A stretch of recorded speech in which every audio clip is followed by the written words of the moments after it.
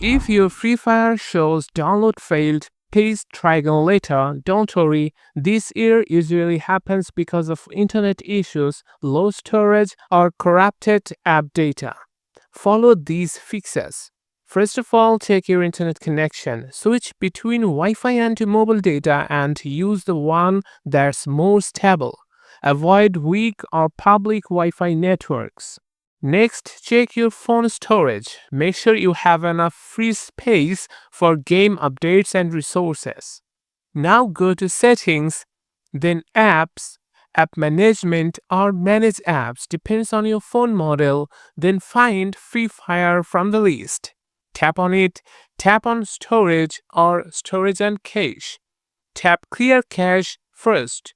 If the problem continues, tap Clear Storage. This will reset the game, but it often fixes download errors. Also, make sure background data is enabled for Free Fire. If background data is restricted, downloads can fail. After that, restart your phone. This clears temporary system glitches. If nothing works, uninstall Free Fire and reinstall it from the Play Store.